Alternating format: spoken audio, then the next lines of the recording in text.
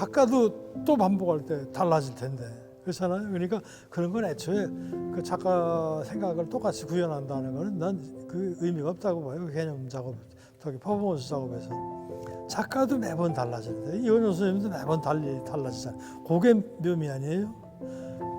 안 달라진다면 더 이상 두 번 할 필요 없죠. 그러니까 이런 작업을 내놓을 때에는 이미 다른 사람이 하면 달라지게 되는 그걸 짜릿짜릿하게 깜찍한 걸 수용하는 거죠. 그러니까 이것도 이때 인연으로 어떤 정말 재치 있는 깜찍한 큐레이터를 만난다 그러면 이게 묘하게 이 작품을 갖다가 배반하는 거고 배반도 아니면서 눈에 보이지 않는 배반이면서 어떤 꿍꿍이가 개입될 수도 있잖아요. 아무도 넣지 못하게.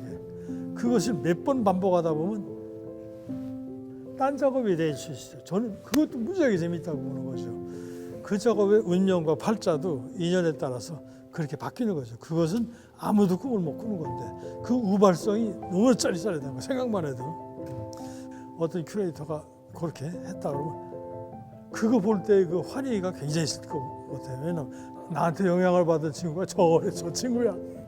야, 내가 내 작업에 이렇게 뻗어나갈 수가 있어. 사인 받고 싶은 거죠. 근데 그건 꿈꿔야 된다고 봐요. 그리고 그게 이런 작업의 묘미고 어디를 쓸지 모르는 거죠. 근데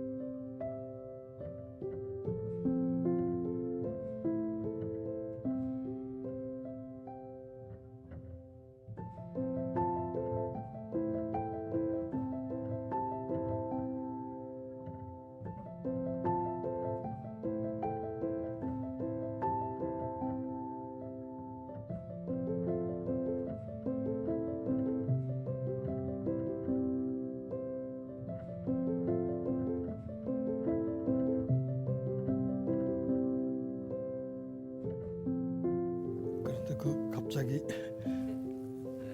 제가 그 글쟁이도 아니고 이론 전공자도 아닌 사람이 책을 몇 권 썼는데 그거 가지고 먼저 얘기가 돼가지고 좀 갑자기 당황스럽기도 하고 좀 쑥스럽기도 한데요. 그런데 그거를 이제 제 식으로 이제 받아들인다면은 제가 글 쓰는데 각별히 무슨 뭐 관심이 있는 건 아닌데 저도 그런 표명을 했었지만 작업을 하는 거나 생각하는 거나 그것이 어떤 거는 생각의 범주고 어떤 거는 작업의 실행의 범주다 해서 그 범주로 나눌 수도 있겠지만 사실은 작업하는 사람이 생각하는 사람이기도 하고 그 사람이 일상을 사는 사람이기도 하고요.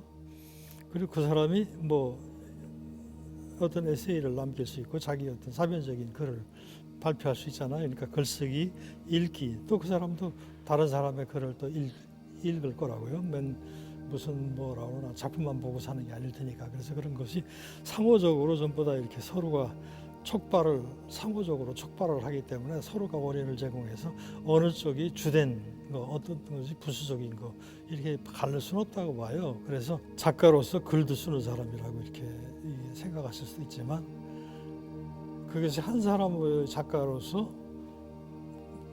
말하기, 글쓰기, 생각하기가 다 같이 엮어졌을 테니까 저는 이제 한 맥락에서 생각하지 그걸 갖다가 다른 범주라고 생각하지 않거든요. 그런데 어쨌든 그럼에도 불구하고 이제 책이 몇 권이 나오기도 됐었는데 저는 왜 이런 거를 썼나 했더니 일단은 제가 작품하는 데 대해서 이렇게 그 스케치를 하듯이 어떤 작가들은 작품의 밑그림이라든가 스케치를 하거나 뭐 좋아하는 분들은 마케트를 만들어 보고 그러잖아요. 모형도 만들어 보고. 근데 저는 왜 글을 쓰려고 했나 했더니 이것도 말하자면 글을 통해서 여러 가지 그 개념들을 가지고 게임을 할 때 저는 그렇게 생각을 하는데, 글이라는 개념의 게임이라고 생각하는데, 작업에 대해서 이런 대응하는 관계라고 그럴까요? 카운터파트라고 할 수 있는 거죠. 그래서 재료 가지고 연습할 때도 작업이지만, 이런 말 가지고도 또 개념 가지고도 글 가지고도 작업을 이렇게 이 스케치 하듯이 뭉텅그린다고 할까요?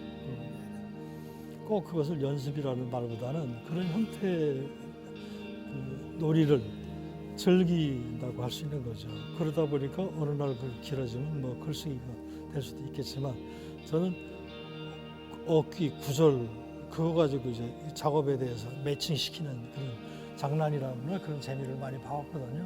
그런 입장에서 말하자면 이렇게 개념이나 글을 가지고 노는 게 좀 친근하다고 할 수 있겠는데, 제가 가끔 글을 쓰고 책을 낸다는 것은 그런 생각이에요. 저기 마르셀 프루스트라는 그 소설가 있잖아요. 그 사람이 한 말 중에서 예술이라는 것은 오로지 예술을 통해서만 우리는 다른 사람의 세계를 넘겨다볼 수 있다. 자기를 벗어날 수 있는 유일한 방법은 예술 작품을 통해서다.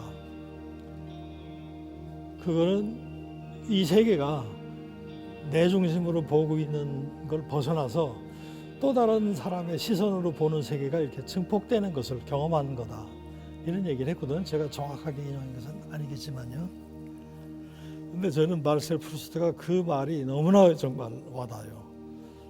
그 사람이 하나의 문학가로서 자기가 걸어온 길에 그런 말을 찾았다고 그러지만, 제 입장에서는 그 너무나 제가 작업하는 사람으로서 정말 와닿는 말이라고 보는 거죠. 그래서 그 말을 하나면은 웬만한 거, 내가 왜 작업을 하느냐, 왜 글을 쓰느냐, 왜 사느냐 하는 그 변명이라고 그러나 이유를 대신 하는 거라고 생각하거든요.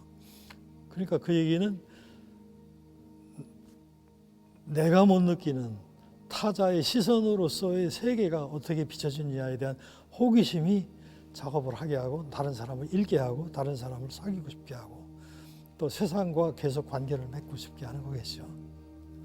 벌써 3년 전에 나온 것 같은데, 제가 미술대학이라는 데를 저도 근무하다가 퇴직을 했는데, 제가 겪어왔던 그런 제가 이제 학생들한테 모성의 어떤 감흥이나 못된 영향이나 어떤 뭔가를 나누거나 끼쳤을 거 아니에요. 그래서 그런 문제를 확인하고 나누고, 말하자면 또 누구에 의해서 또 씹혀야 될 것이 있으면 씹혀야 되고, 누구에 의해서 또 이렇게 말하자면 추동력을 얻을 수 있다면 그런 것도 필요한 거겠죠. 그래서 미술대학교에서 20년 가까이 밥 벌어먹고 살면서도 그냥 돌아가서 나 몰라라 하고 나올 수는 없고, 그래가지고 그걸 좀 짜내서 한번 제가 학생들한테 임하는 입장을 좀 이렇게 공표한다고 그러나 백서라고 그럴까요. 그래서 제가 갖고 있는 그 교육관이면서 예술관 같은 거죠. 그리고 그런 것을 뭔가를 이렇게 드러내서 드러내야 될 것 같은 그런 입장에서 한 거니까, 말하자면 이런 생각을 깔고 학생들을 접한 것이고, 저도 이런 입장에서 작업을 한 거고, 그 학생에 대한 제 표명을 좀 이렇게 모았다 그럴까. 그래서 학교 시절에 나하고 관계에서 어떤 이야기가 회상이 필요하다는 학생은 보면 아마 그런 것이 떠오르거나, 그리고 모든 학생한테 똑같은 수준을 얘기한 건 아니니까 이걸 일률적으로 한번 정리를 해본 나간 거죠.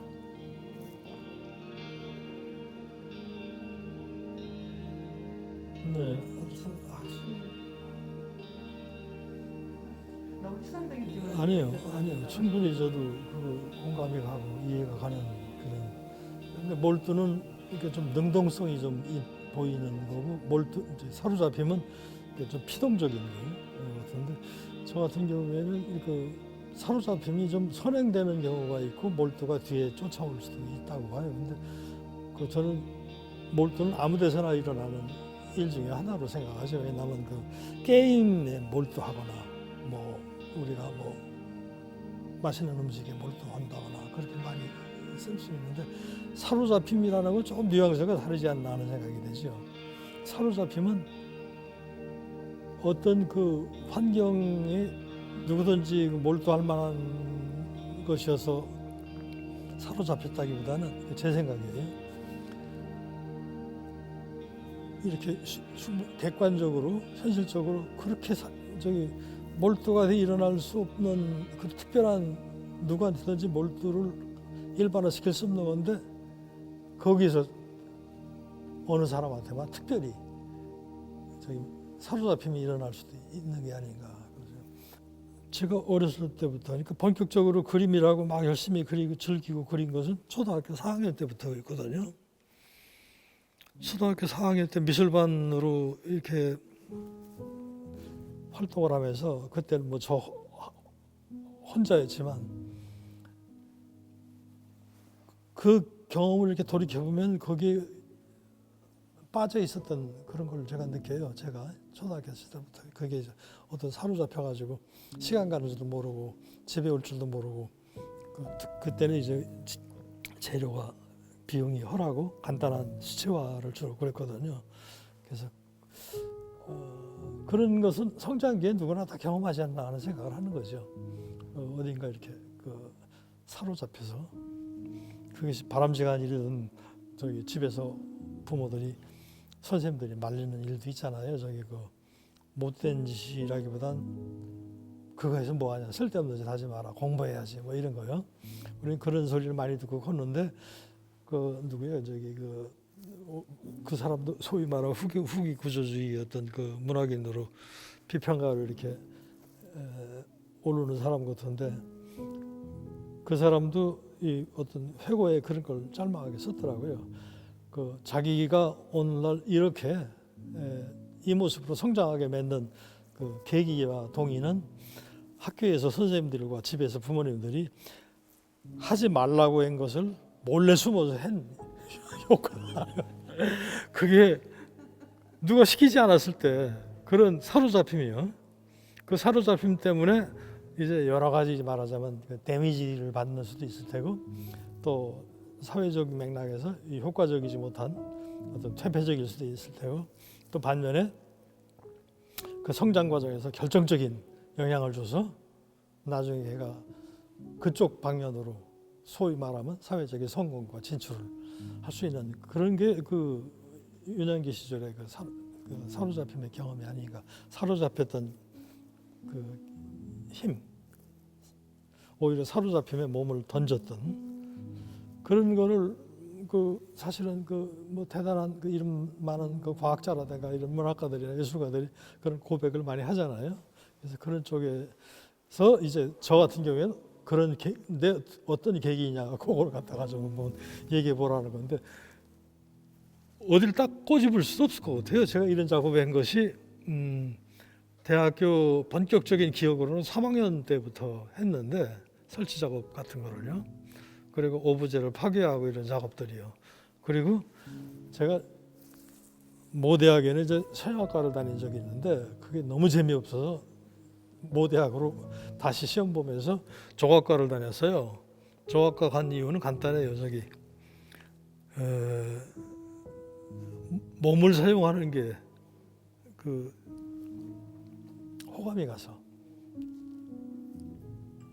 뭐 흙과 돌과 막 씨름하잖아요. 근데 막상 조각과를 들어가 보니까 흙과 돌 쇠 만지는 게 너무나 진부하고 지겨워가지고 거기에 대한 저항이 너무 커서 그런 재료를 쓰기 싫으니까 종이를 쓰게 됐어요. 그러니까 어느 선배가 보더니 깜짝 놀라더라고. 어떻게?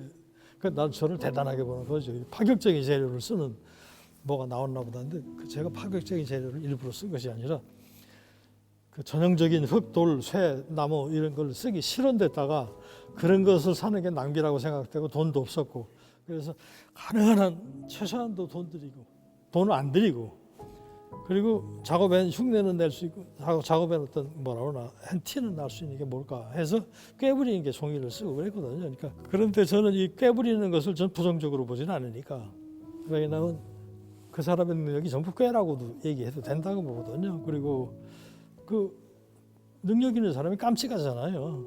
꾀들이지 뭐. 지금 매력적인 그 연예인들도 전부 다 정말 꼬집어주고 싶을 정도로 깜찍한 친구들이고 사실은 과학자들도 그 어떤 계기를 가질 때 보면 돌이켜보면 다 깜찍이들이라고 합니다.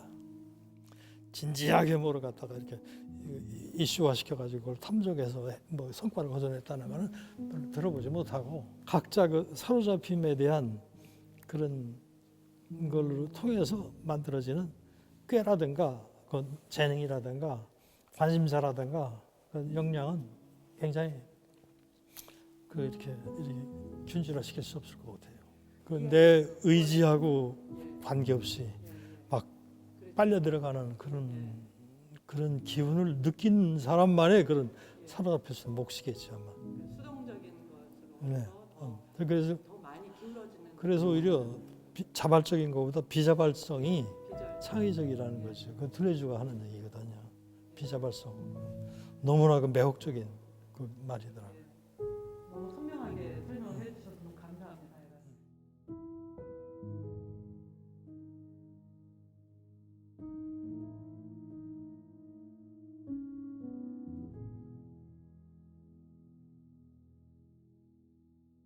하는 얘기처럼요. 그림자가 물건을 만든다.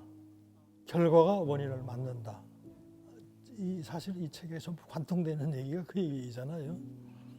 실제 작업하면서 이런 작업하면서 가만 살다 보면은 그 모든 것은 원인이 있어야 결과가 있고 결과는 모든 원인을 먼저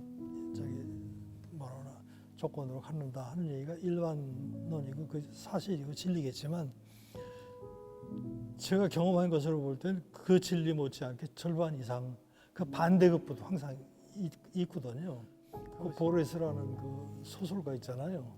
저는 20세기에 가장 뛰어난 문학가, 예술가, 철학가한테 굉장히 지대한 영향과 감흥을 준 사람이라고 생각하는데 그 사람이 그 에세이 짤막한데 그 얘기를 듣고 저는 진짜 까무러질 뻔했는데 새로운 세상을 만난 것 같은 경험을 했다고 얘기할 수 있는데 카프카와 거의 선구자들이라는 짤막한 에세이예요. 제목이. 카프카 같은 이런 정말 진귀한 천재가 그냥 어디서 나왔을까? 그냥 만들어진 건가? 스스로 만들어졌나? 보니까 4명의 선구자가 있더라는 거죠. 카프카가 되도록 영향을 준 사람이. 그런데 재미있는 것이 카프카라는 사람도 역시 선배가 있었구나. 그냥 빚어지는 건 아니구나. 이렇게 얘기하는 게 일반 논리라면 그 선배가 있었다는 걸 알면. 근데 이 사람은 카프카라는 사람 때문에 저 선배가 탄생되기 시작했다는 거죠. 카프카라는 존재가 없었더라면 저 4명의 선구자, 카프카에 영향을 준 선배는 의식이 되지 않았다는 거죠. 따라서 카프카가 선배를 창조했다고까지 얘기를 해요. 그러니까 카프카라는 문학이 나오기 전에는 저 선배들이 저런 구실을 할 줄 아무도 모르게 되는 거죠. 그러니까 카프카에 의해서 선배가 명성을 얻었다고 할 수 있고 구실을 했다, 사용이 됐다고 할 수 있는 거죠. 그런데 그게 제가 깜짝 놀란 이유는 저는 사실은 모든 게 그렇게 돌아간다고 봤거든요. 그리고 그렇게 돌아갔고요. 요건 요구하시지 않은 질문이지 한다면은 제 작업에 대해서 먼저 가장 얘기를 할 때 제 작업에는 신작과 구작이 없다고 봐요. 근데 대부분 이제 작가들한테 질문하거나 뭘 얘기할 때 요즘 신작이었던 거고 구작이 어떤 거나 이런 얘기를 하잖아요. 시간은 그렇게만 흐르는 건 아니라는 거죠. 제가 시간을 쓰고 제가 경험하는 입장에서는 그러니까 제한테 새 작과 구작이 없는 것이 지금 이 나이에 40년 전에 한 작품을 지금도 하고 있다고 볼 수 있거든요. 그런데 이것은 신작이냐 구작이냐 개념이 아니라 제가 땅을 팠는데 이상하게 지금 파는 것이 옛날 거를 발견을 하는데 이미 그건 지금 그 전에 생각하지도 못한 것으로 그게 뭐 구실을 하는 거죠. 빛을 본다거나 불러가거나 작동하는 거죠. 저는 그렇게 모든 게 다 캐지고 그런 걸로 순환된다고 보거든요. 그러니까 예를 들면 어떤 남녀 관계도 마찬가지지만 어떤 그 친구를 사귀게 됐을 때 오랫동안 그 친구를 통해서 해이되고 친숙함 속에서 이렇게 서로가 익숙하던 속에서 놓치던 문제가 어느 날 그 친구를 통해서 자기가 새롭게 발견되듯이 또 그 친구는 나를 통해서 자기를 이렇게 확인하고 또 발견하듯이 뭐 물건 찾는 거 뭐 할 거 없이 전 그렇게 다 돌아간다고 보거든요. 그 반대급부도 가능하지만 그래서 새로워지고 지속이 가능하지 않느냐. 그래서 누구만 나타나 끊임없는 반복이 똑같은 반복인 것이지만 항상 새로운 어떤 생성적 반복을 일으키면서 그러니까 그게 조금 그 물리학적으로 얘기하면 크리나멘이라는 게 있더라. 크리나멘. 그 뭐 원자가 쫙 그 태초에 막 수직으로 흐르다가 거기서 우연히 뭐 하나가 살짝 그 어긋나면 그것이 이제 오랜 세월 통해서 다른 데를 진동하고 때려서 또 그것이 그래서 그 세상을 만들어 나가듯이요. 전부 그렇게 서로 원인이 되고 결과가 되고 그 인과가 서로가 엇갈리고 그런 속에서 일단 전부 작업이고 돌아간다고 봐요. 그럴 때 여기서 하나가 또 재미있는 게 선생님 아까도 이제 그 작품을 베끼기라는 얘기 나왔었잖아요. 예술 작업 베끼기인데 그 여러 가지 기법과 효과는 베낄 수 있지만 애초에 그 몰두에서 일어나는 발상은 그런 건 베낄 수가 없지 않냐. 뭐 그렇게 맞는 얘기겠죠. 근데 저는 그 인과의 역류 관계 또 상호인과성이라는 이런 걸 경험해서 그걸 이렇게 실제 경험하다 보면은 누가 누구를 베낀다 하는 것이 그런 맥락에서 놓고 보면요. 상호인과성에 놓고 보면 베낌이 있을 수가 없어요. 그리고 창작이라는 개념도 있을 수 없고 오리지널이라는 개념도 있을 수 없다고 보는 거예요. 서로가 때려서 원인을 만들고 결과를 만들어 나가는 거죠. 그런데 그렇게 되면 좋은데 그건 건강한 건데 그것이 그 말하자면 서로가 때리는 게 아닌 것으로 아닌 건데 때린 것처럼 다른 사람이 보거나 그런 효과를 가져올 때가 있겠죠. 근데 그거는 우리가 쉽게 검증하기 어려운 문제죠. 그러니까 자기가 그렇게 그 친구 사이에서 서로가 신뢰하고 좋아하고 하는 사이에서 그 친구의 진가를 본인보다도 본인이 자각하지 못하는 게 많잖아요. 그 친구를 통해서 자기가 새롭게 벗어나면서 새롭게 탄생되는 걸 볼 때 이것이 친구의 친구 것이냐 내 것이냐 그것을 누구의 그 소유물이라든가 누구의 그 이니시어티브를 얘기할 때 그런 논리를 적용시킬 수 있지 않겠어요? 그런데 사실은 그 친구에 의해서 내가 새롭게 탄생되는 순간 그 친구 덕이기도 하지만 내가 탄생된다는 나의 어떤 새로운 출현과 창출 거기서 말하자면 선호관계 또 그 소유관계라고 그러나 말하자면 오리지널리티 관계가 무색해지는 거 아니에요. 그건 정말 그 흥미 없는 거 아니에요. 혐오까지 할 만한 거죠. 그러니까 그런 맥락이 되면 좋은데 그게 아니고 뭐라 그러나 그 빌려다 쓰기라든가 베끼기나 일어날 수도 있겠죠. 저는 도구를 어떻게 쓰느냐가 문제라고 보는 거죠. 도구를 갖다가 뭐 문학이라든가 모든 뭐 문자 할 거 없이 전부 다 우리가 다른 사람이 발명하고 만드는 거 가지고 다 쓰고 있는데 그거를 어떻게 쓰면 시가 되고 소설이 되고 문학이 퀄리티가 달라진다면 사용자의 몫이지요. 그러니까 사용의 몫인 것 같아요. 그래서 사용이라는 말을 그런 의미에서 의미를 새롭게 창출하고 사건을 만들고 하여튼 그래서 사용이라는 단어 가지고 모든 건 아니죠. 상당한 많은 거를 갖다가 요리해내도 가능하지 않을까 생각해 보는 거죠. 그걸 뭐 뒤엎고 하자는 게 다른 뜻이 아니라 저는 고정된 실체라는 걸 뭐 어렸을 때부터 잘 인정이 안 되더라고요. 그리고 변해야 된다는 거고 그리고 변하게 돼 있고 그러니까 영구불변이라든가 그러니까 제가 진리나 영원 또 뭐지 뭐 이런 뭐 믿음 이런 것이 그것이 깨지는 게 지금 이제서 깨지게 된 거 현대예요. 그러니까 선생님이 말씀하신 허위구조주의적인 그 이후의 사유라는 건 그런 실체성이 허위라는 것을 지금 그 철학에서 지금 말하자면 그 동의와 해결을 보고 있는 셈이라고 보는데, 그렇다면 그 뭐가 얘기가 되냐면은 일시적인 거죠. 그리고 모든 건 이제 운동, 그래서 시간이라고도 얘기하지만 시간이라는 것보다 지속이라든가 뭐 철학가마다 좀씩 다르게 얘기하죠.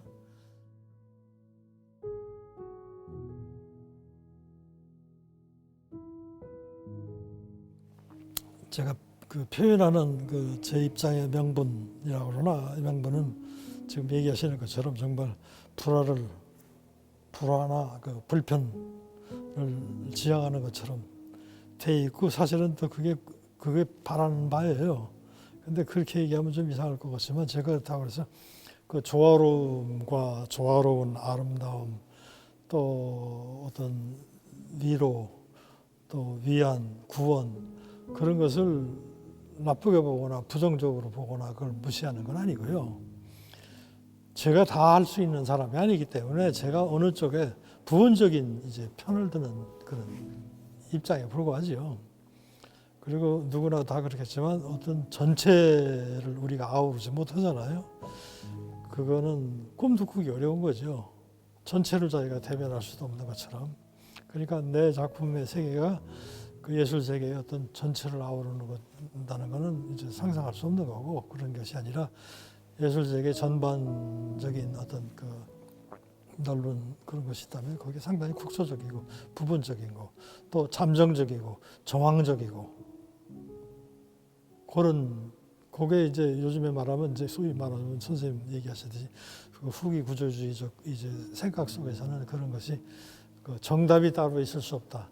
또 어떤 실체적 말하자면 그 본질이 인정이 되지 않는 그 얘기는 모든 것이 잠정적이고 정황적일 수밖에 없고 부분적일 수밖에 없다는 그런 거를 인정했다는 거죠. 그전에는 이제 본질과 실체 가지고 전체를 아우르는 그런 것이 그 학문하는 태도고, 또 철학하는 진리에 대한 어떤 목표고 꿈이었다면, 이제 그런 입장에서 생각할 때 제 섀도우리스, 아트리스, 마인드리스도 그런 면에서 이제 얘기될 수 있는 것라고도 봐요. 뭐냐면 그 모든 세상 사물이 전부 다 그 실물 두께가 있고 그럴 때 그림자를 갖잖아요.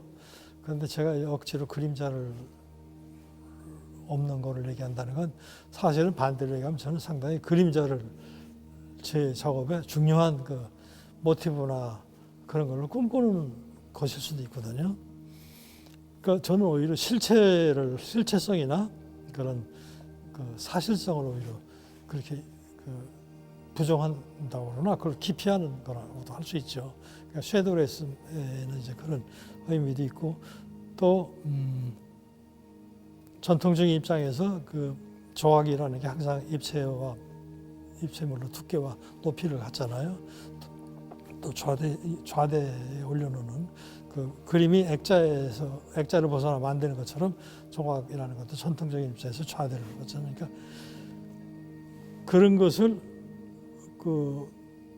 그런 조각 일반론, 또 조각의 그 일반적 범주, 그 확정성처럼 확고하게 우리가 믿는 그 거의 그 종교처럼 신앙화되어 있는, 예술을 그렇게 신앙화돼서 믿음을 가지고 이게 영원한 작품이다, 뭐 영원한 미를 찾아서 이따위 생각하는 거는 문제라고 보거든요. 그거는 예술을 정교화시키거나 망령에 가깝다고 봐요. 그게 제가 어렸을 때부터 그런 생각을 하게 됐는데, 그러다 보니까 자연적으로 남보기엔 삐딱한 작업을 하는 것처럼 보이죠. 그걸 꼭 제가 삐딱하려고 해서 그걸 꿈꾼 것이 아니라, 그런 데서 이제 그 조각의 그 전형을 벗어나게 되는 방법이 말하자면 납작한 두께가 없는, 두께가 없다는 것도 추상적인 거고 꿈꾸는 거죠. 그러니까 제 작업은 얼마나 또 추상이라고 해도 괜찮겠죠. 뭐 추상에서 비구상이냐 구상이냐 이런 걸 논하는 측면이 아니라, 그래서 어떻게 하면 또 그림자만 가지고 놀 수도 있잖아요.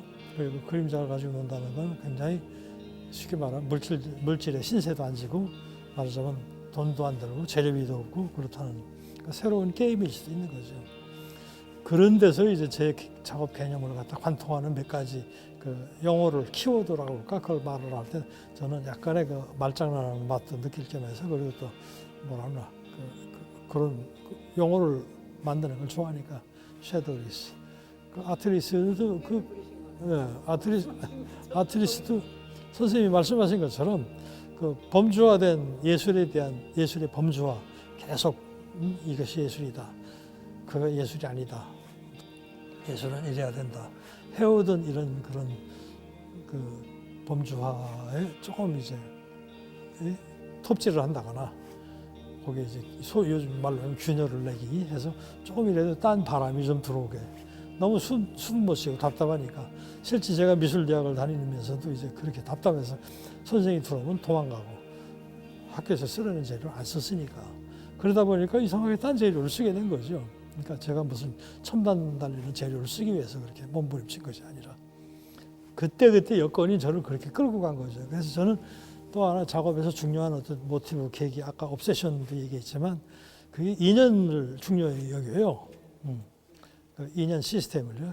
우리 시스템도 항상 중요하게 여기지만 저는 가정 시스템, 뭐 국가 시스템, 또 뭐 경제 시스템, 예술 시스템, 교육 시스템 이 다 시스템이 움직이는 것은 어떤 인연 시스템이라고 보는 거죠. 제 생각은. 그래서 그 당시에 내가 돈이 없어서 종이백기 쓸 수 없었다. 종이를 쭉 찢어서 구겨서 뭐 했다. 거기에 내가 대단한 의지가 담겨 있다기보다는 그때 여건이 잠정적이고 국소적이고 또 말하자면 정황적인 내 정황이 그럴 수밖에 없었다는 거 여건이 그것이 그 당시에 내 작업을 빚어내는 조건이 되는 거죠. 그게 아트 컨디션이 되는데 그것이 인연이라고 얘기할 수 있는 거죠. 뭐 옷깃만 스쳐도 인연이다. 뭐 이런 인연이라고 얘기할 수 있겠고요. 그러니까 그 인연에 따라서 내 작업은 항상 달리 되다 보니까 그 인연을 나를 끌고 갔다 이렇게 얘기할 수 있겠죠.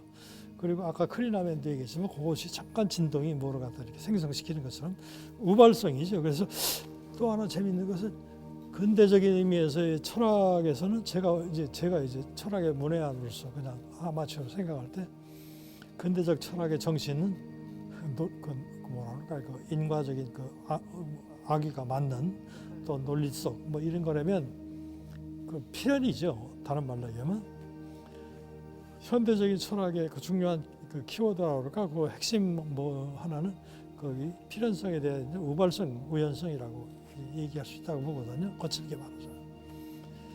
근데 그 우연성이라는 게 그게 그냥 아무렇게나 우연이라기보다 그게 저는 이제 그 인연이라고 보는 거죠. 그 인연을 모을 때 그걸 인연이 그렇게 됐다는 것이 필연인 구조로 이제 또 과학적으로 얘기할 수 있겠지만 그거를 이제 현대 철학적인 맥락에서 우리 또 예술가 입장에서 얘기하자면 우연히 우발적으로 그런 조건이 맞춰져 가지고 뭐를 만들어내면 우연히 필연을 생산하는 거지요.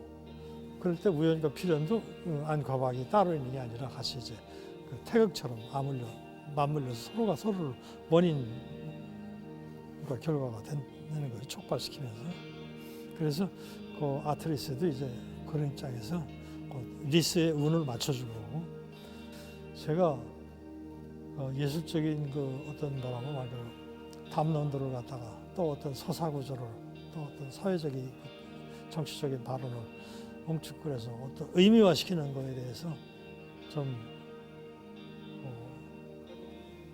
너무 힘든 거예요. 너무 힘든 그거는 난 이제 내가 생각하는 아트는 아니라고 보는 거죠. 왜냐하면 그거는 다른 활동이라고 보죠. 그거를 제가 부정하는 게 아니라 뭐 얼마든지 가능한 거죠. 그것도 뭐 소위 우리 민중미술도 굉장히 의미를 가지고 있었잖아요. 근데 다만 저는 이제 그런 쪽 사람이 아닐 뿐이고 그런 인연을 안 가졌고 그런 체질을 안 가졌고 더군다나 조금 더 얄밉게 말하자면 제 작업에는 사회적인 이슈를 담을 그 공간이 없다 이렇게 얘기를 하죠. 그 깜찍한 표현을 해요. 얼마나 재밌어요. 제 작품에는 사회적인 또 이 내레이티브를 담글 공간이 없다. 워낙 얇아서. 그리고 다른 말로 얘기하면 껍데기라고도 할 수 없고 속이라고도 할 수 없는데 얇으면 그 내용이 없다는 거죠. 그러니까 머리가 벼다. 내용이 없는 것보다 내용과 형식이 포개져 있는 거. 그러니까 그게 곧 다른 말로 좀 얘기하면 부정적으로 들리겠지만 내용이 없다, 골비었다 이렇게 얘기할 수 있죠. 골빈 작업. 네. 그런데 이제 저는 좀 다르죠. 그 내용은 무엇이 내용인가 하는 문제의 내용을 산출하는 거. 나를 벗어나는 또 다른 세계가 있다는 것을 그게 하나의 타자적인 세계라면 그 세계를 확보하는 그런 감각이라고 그러나 그 개념이라고 그러나 그 여유라고 그러나 그 세계를 드러내준다? 그 세계를 체험시키는 그 내용이라면 내용일 수 있고 그게 또 하나의 내가 꿈꾸는 현실이라면 내가 꿈꾸는 리얼리티일 수 있겠죠. 저도 계속 생각하는 것 중에 하나예요. 심심하면. 그래요? 예. 과연 내가 왜냐하면 자기 거를 자기가 제대로 모르거든요. 제가 가장 궁금한 거는 제 작품에 대한 관심이에요. 제 작품을 제가 제일 모르는 것 같아요. 어떤 때는 제일 잘한다고. 저는 굉장히 쉬운 작업을 하고 있는 작가라고 생각하는데 왜 그러냐면 전시회를 해놓고 나서 제가 제일 먼저 관객이고 1호 관객이고 전시회를 놓고 나서 제일 흥미진진하거든요. 그래서 그걸 바라보면서 내가 이걸 왜 했을까? 그거부터 생각하기 시작해요. 그리고 매일 볼 때마다 그 새로운 질문을 던지는 거죠. 그러니까 그거를 다르게 얘기하면 제 작품 앞에 둬서 저는 이제 분열이 일어나는 정신 분열이. 그러니까 주체가 통일이 안 되는 거죠. 그게 제 꿈이거든요. 그러니까 근대적인 정신이 통일된 주체라면 쉽게 말하면 현대적인 주체는 분열된 주체 아니겠어요. 근데 그런 용어를 또 써서 좀 못하지만 그런 경험이 뭐냐 했더니 그거더라고. 우리 이런 작업하면서 항상 개성을 인정하지 않았고 특징 하나가. 그래서 내가 개성이 뭔가 해보더니 가장 그 전근대적인 마인드가 개성을 존중하는 거고 개성을 인정하는 거더라고. 근데 개성처럼 재미없는 게 없지만 제가 고등학교 때 미술 굉장히 열심히 했거든요. 학교 공부를 전폐하고 그림만 그렸으니까. 그럴 때 2학년 때 마지막에 깨달은 게 그 개성을 인정하지 그래서 저런 그림을 다시는 안 그린다고 고등학교 2학년 때 건방지게만 붓 꺾고 후배 주고 다시는 그림 안 그린다고 그랬죠. 그러다가 어떻게 하다가 미대를 다시 간 거예요. 왜냐면 그래서 미대를 안 간다고 빤득거리다가 간 이유는 이미 그 당시에 이 학력고사라든가 이런 형식이 미대를 안 가면 안 되게 돼 있어요. 그 예를 들면 그 수학이라든가 이런 거를 안 보는 거였으니까. 그러니까 갈 대학이 미대밖에 없었고 또 하나는 내가 평생 꿈꿔오던 게 작가 미대인데 미대를 안 가면 나중에 후회하지 않을까. 그래서 그림을 청산하기 위해서 미대를 나와야겠다. 이렇게 해서 간 거거든요. 그런데 그래서 계속 안 했어요. 학교 다니면서도. 거부하면서 다닌 거죠, 계속. 그러니까 아웃사이더로 다닌 거죠. 그러니까 제 작품을 세계를 한마디로 얘기하면 그 무정부주의적인 미술관 같기도 하고 그 학교 다닐 때부터 그렇고 그러는데 그 무정부주의라는 게 무슨 반정부하고는 다른 거잖아요. 그 아나키즘이라고 나중에 제가 철들어서 보니까 아키즘을 반대하는 거 아니에요. 아키즘의 통제론이더라고요. 그게 마침 내가 설치 작업하는 거하고 일치가 되더라고요. 설치 작업은 완결이 없잖아요. 범위에서 그때그때 정황적으로 범위가 넓어졌다 좁았다 한 뿐이고 이거를 팔아먹거나 누굴 줄 수도 없잖아요. 소유할 수도 없고. 왜냐하면 흐트러지니까. 완성 오브제로 단속이 안 되니까. 설치 작업이 오소독스한 특징이 그건데 그거에 대해서 내가 하면서 야 이게 내 체질에 맞을 뿐 아니라 내 생각에 그대로 일치되구나. 그게 73, 4, 5년도였는데 그 미술계에서는 그렇게들 알지 일어나는 사람들이 우리나라의 미니멀이라든가 이런 게 컨셉츄얼에 들어와가지고 우리가 영향을 받았다고 생각하는데 그때 우리나라에 책이 하나도 없었거든. 주둥리도 하고. 예, 제가 미니멀이나 미니멀리즘이라는 말을 쓰는 것은 그 뉴욕 갔다 온 선생님이 우리 수업 들어가지고 와 내가 이게 미니멀 하고 있고 나왔을 때 미니멀이라는 단어 글자 그대로 거기에 와 닿는 게 있거든요. 그러니까 그것이 결국은 저나 저 책 작업을 촉발시킨 거죠. 그러니까 제가 미니멀을 하고 있지 않았어도 그걸로 인해서 촉발이 돼서 어떤 깨우침을 얻었는데 그거는 저쪽에 70년대 뉴욕 미니멀하고 같을지 안 같을지는 몰라요. 그리고 또 나중에 우리가 미니멀 아트로 소개될 때 우리가 알고 있는 그 70년대 뉴욕의 미니멀 아트를 볼 때 우리가 충분히 또 공감 가고 흠모하잖아요. 그 특징이 여러 가지겠죠. 그것도 애매하잖아요. 이렇게 평면 작업, all over 페인팅. 어디서 어디까지 어떤 유형을 미니멀이라고 할지. 근데 제가 알고 있기는 대체적으로 리터럴 아트라는 다른 이름으로 쓰이는 부르기도 하고 미니멀이라고 부르고 평론가에서 좀 달랐더라고요. 그 제가 옛날에 한참 공부할 때 30대 초반에 그걸 리서치하고 쓰고 그랬는데 ABC 아트라는 말로도 쓰고 부르기도 하고 뭐 여러 가지가 있어요. 지금 다 까먹었지만. 근데 뭘로 불러도 스트럭.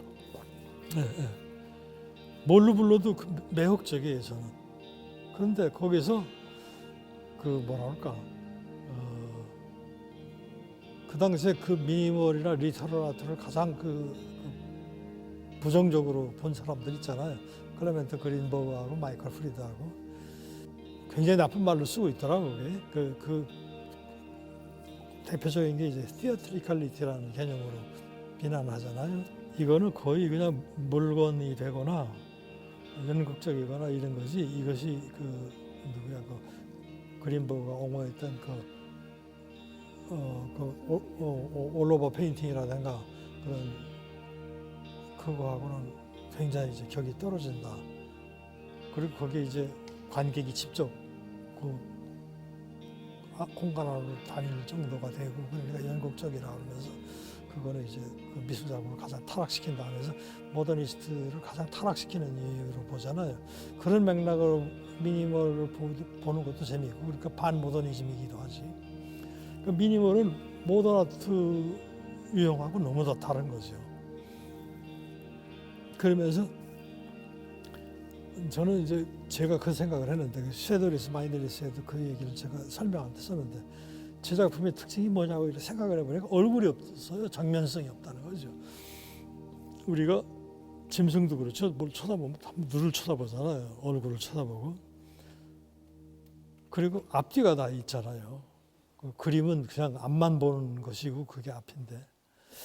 그러니까 제가 관심 갖는 건 그림이 뒷면은 누가 감당하는가, 어떻게 감당하느냐. 그 사과의 뒷면처럼요. 근데 이 미니멀이라고 불리는 그 리터럴리스트라고 얘기하는 그런 것은 이게 앞뒤가 없잖아요. 눈이 없어요. 정면성이 없는 거죠. 그 점이 제가 굉장히 호감도를 간 거죠. 미니멀에 대해서. 근데 제 작업을 가만 보니까 제 작업에도 얼굴이 없고 눈이 없고 정면성을 인정하지 않은 거고. 그리고 뭐 좌우 위아래는 물론이죠. 옛날에 미술사에서는 페인팅에서는 위아래 좌우를 해체한 것은 끌레하고 몽드리앙이 대표적이잖아요. 그러니까 그런 사람들이 그런 영향을 줬다고도 볼 수 있겠죠. 그리고 근데 저는 그런 영향을 받았다는 생각이 안 나는데 어쨌든 제가 즐겨 옵세션 돼서 하고 있다 보니까 정신 차리니까 이런 꼬라지죠. 그리고도 또 몇십 년 지나서 제 작업이 이게 뭔가 핵심이 키워드가 그럴 때 이제 그 섀도리스, 그 아트리스 마인드리스를 이제 한번 압축을 해보면서 거기에 대한 제 작업을 제가 이렇게 봤던 것을 이렇게 좀 이렇게 추달아본 것이 있죠.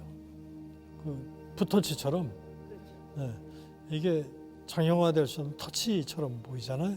그러니까 어떤 하나의 패턴과 같은 양상이 삼각형으로 있으면서 이렇게 되죠. 그래서 저는 이제 그걸 삼각형이라기보다는 그 사각에 대해서, 그러니까 사각 화면이나 우리가 이 사진도 우리가 프레임이라는 문제, 벽이라는 문제, 전부 각으로 떨어지잖아요. 우리가 이렇게 이 중력 공간 안에서 그 모퉁이 모서리를 갖다가 저는 이제 채취해서 다룬다는 그런 기분이었지, 이거를 하나의 무슨 그런 단위라기보다는요.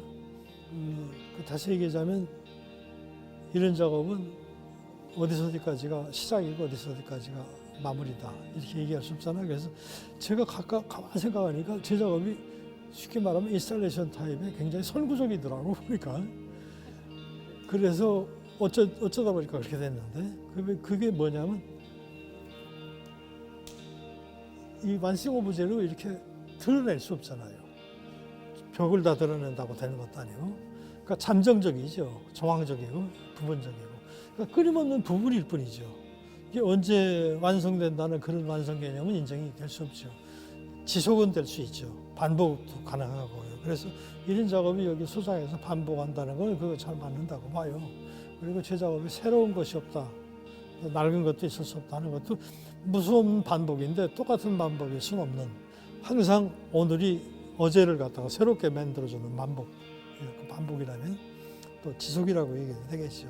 용어가 중요한 건 아니어서 그런 특징이 있다고 봐요. 그래서 이것도 이 전시회를 반복할 수도 있을 뿐 아니라, 여기서 하나 떨어진 것이 절로 간 것처럼 돼 있잖아요.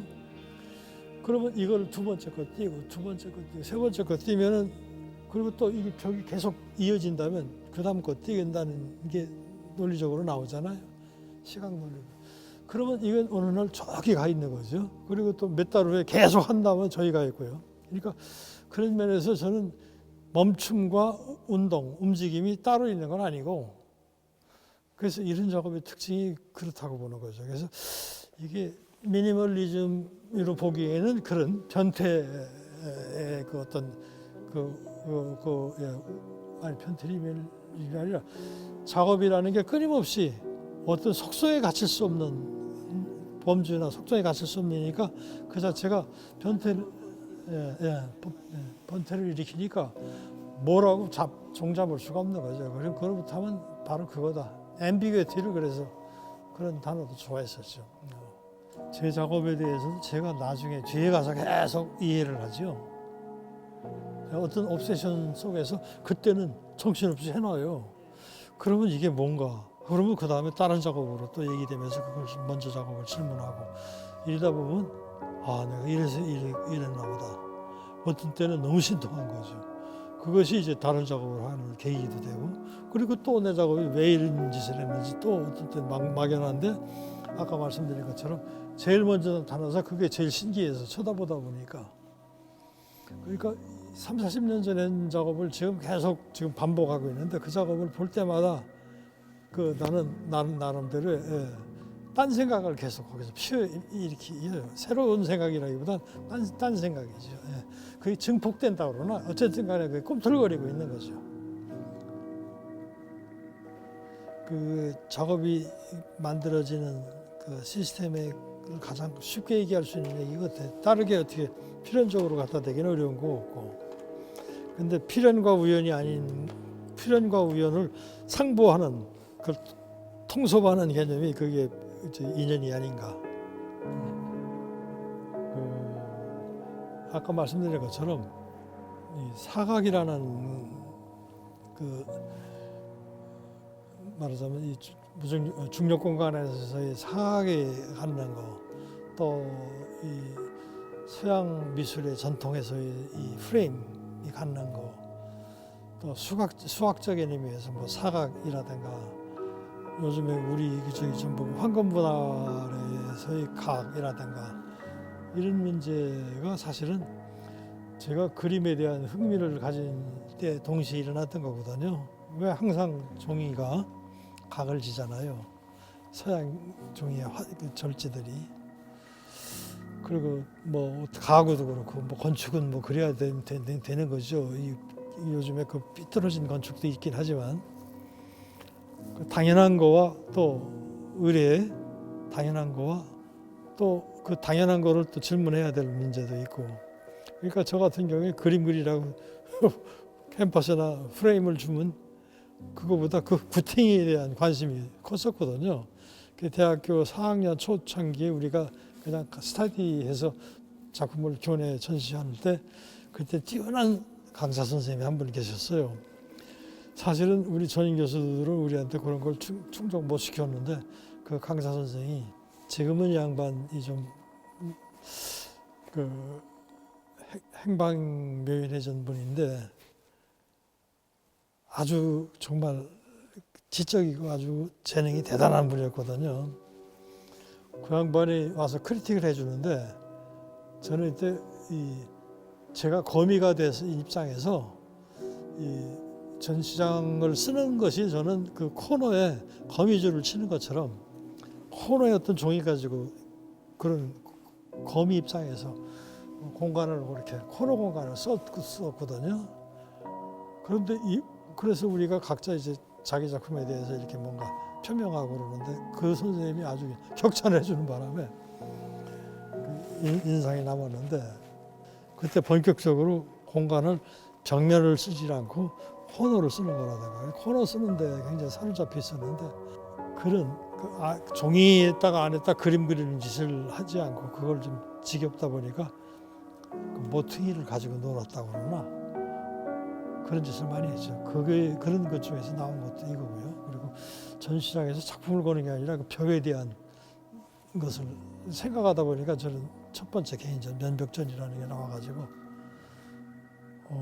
우리 그때 내가 신혼 때인데 장인어른이라는 분이 사위라는 놈이 뭐 그 전시한다니까 오지 말라고 그랬는데도 와보시고 전 깜짝 놀라서 막 비상 걸린 거예요. 작품 다 뛰어갔더라고. 찌꺼기만 남았으니까. 그때는 충격적이었거든. 그 동네 사람들서부터. 예. 그래서 참 나는 재밌었어도 그 다른 사람을 힘들게 하는 데서부터 시작해서 다른 사람을 불편하게 해주는 게 그게 전공이 돼버렸나 봐요. 그러니까 지금 얘기한 것처럼 제 작업은 어디든지 던져지고 어디서 굴러다가 또 다시 다른 걸로 나오고 그 물이 없어지지 않고 증발돼서 또 나와서 땅에 흠이다가 또 계기에 나오듯이 그렇게 계속 지속되는데 그런 컨셉으로 작업하는 사람이 하나 있더라고. 그런 컨셉으로 작업하는 게 아니라 그 사람이 작업해서 그 컨셉을 중요시 여기더라고. 앤디 골스워스라는 영국 작가 있죠. 왜? 그거 깜찍하죠, 그 친구. 난 깜찍한 대표적인 작가로 보는데 이게 아무것도 안 가지고 이건 친구 나보다 더하더라. 나는 종이 가지고 뭐 풀 가지고 하는데 얘는 빈손으로 카타칼도 안 가지고 들어가는 거야. 이거 숲속에 들어가서 아무것도 안 가지고 가가지고 얼음 필요하면 얼음끼리 붙이는데 이것도 없으니까 물을 침으로 붙이거나 아니면은 물을 많이 필요할 때는 오줌 싸서 붙이는 거. 근데 더 얄미운 게 그 친구 작업에 캡션에 그게 등장하잖아요. 오줌 싸서 붙였다. 그리고 이거 몇 번째 실패해서 몇 번째 성공했다. 또 계속 간신히 해놓으니까 강아지 놈이 뛰어들어가지고 네 번째 성공했다. 요게 캡션이더라고. 그 작가한테는 질투나가지고 쳤어. 아우 깜찍하더라고. 그렇게 그거를 무슨 그런 작업을 어디 유형화 시킬 필요가 없잖아요. 그 개념이 얄밉다는 거지. 내가 꿈꾸던 거랑 같아. 그 작업이라는 거는 작업 재미없잖아요. 왜? 지루하고.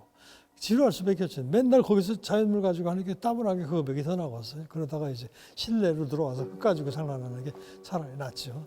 근데 그 사람이 그런 얘기를 하더라고. 자기 작업은 없어지지 않는다.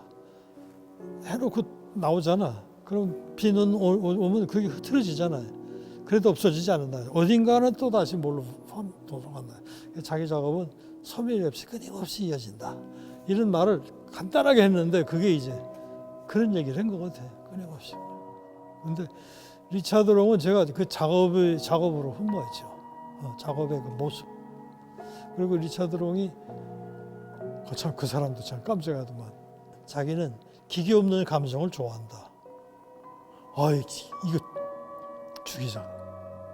리차드 롱을 엄청나게 흠모했기 때문에 그게 가슴 절절히 들어와요. 기계 없는 감성을 좋아한다. 그리고 자기는 최소한도 조건 가지고 쓰는 거죠. 그런 면에서 그 사람도 미니멀한 조건을 가지고 쓰는데 그것이 미니멀 작업하고 너무 다르잖아요. 아주 템포럴리티, 그러니까 해석하자면 그 조건 속에서 맞춰지는 것만 가지고 거기서 잠깐 동안 발자국 장난에다가 떠나는 거예요. 그 작업의 실체성을 인정하지 않게 되고 당연히 물론 거기서 이제 그 이미지는 가지고 가지만 그리고 이미지를 방편적으로 가지고 갔다 보면 나는 뭘 하나 채를 걸러갔다고 봐요. 채를 쳐서 걸러갔다. 우리가 많은 걸 다 가지고 다닐 수 없을 때 그 압축된 음식을 가지고 다니는 것처럼 자기 작품도 이렇게 채로 걸려서 그 전시장으로 옮겨놓을 수 있는 그 형식만 가져가는 거죠. 그게 또 깜찍하잖아요. 그게 비판하자면 야외 작업은 어떻게 현장 작업을 실내로 들어오는 건 가짜다, 변질된 거다 얘기할 수 있지만 그런 비평보다는 어떻게 그걸 실내 작업화시키는 게 또 하나의 깜찍한 버전 아니에요. 그게 역량이죠. 흙물 뿌리는 거라든가 하여튼 무한히 그 왔다 갔다 해서 길을 만드는 거. 그 몸을 쓰는 거라다가 이 퍼포먼스기도 하죠. 그래서 그 당시에 그 인연을 가지고 만드는데 그 사람이 고정된 것이 있다면 이제 동그라미와 선을 쓴다는 건데 그런 트레이드 마크는 뭐 얼마든지 용인이 돼야 되겠죠.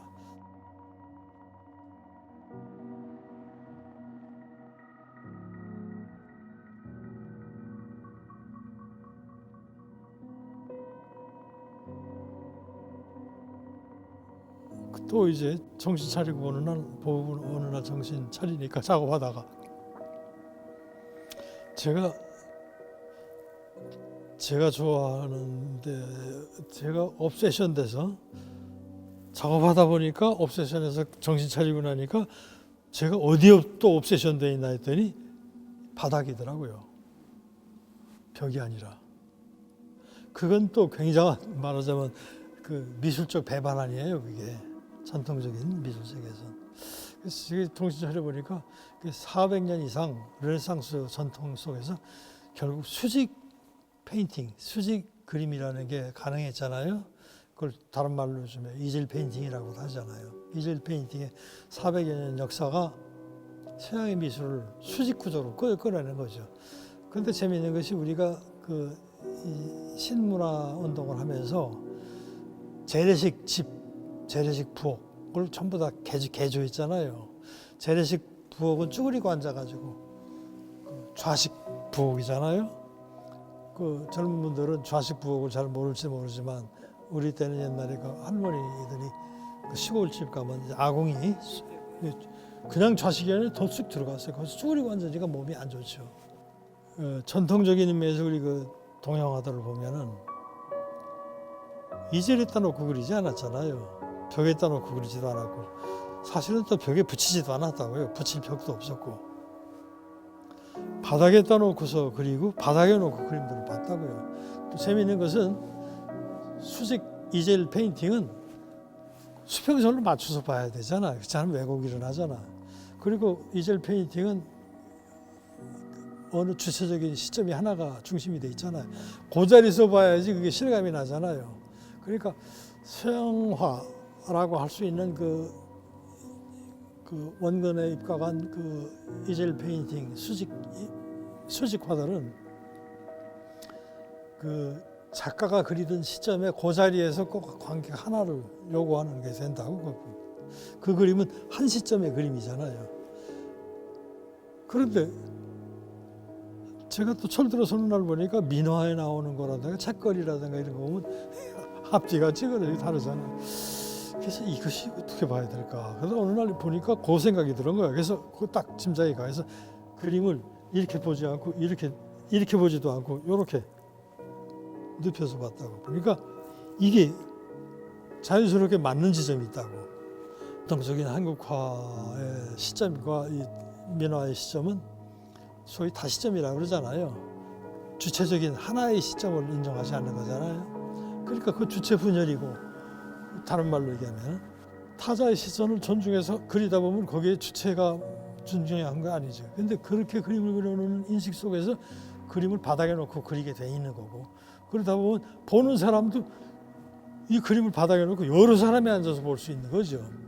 그거를 레프리로 보면은 책 읽을 때 옛날에 저 어렸을 때 눈 나빠진다고 선생님들이 책을 이렇게 읽으라고 그랬다고 책을 이렇게 우리하고 직각이 되게 뭐 좋겠죠. 그런데 책은 전통적으로 꼭 이렇게 안 봐도 바닥에 이렇게 놓고 이렇게 보는 거 아니에요. 이렇게 보면서 찌그러지게 보지 않죠.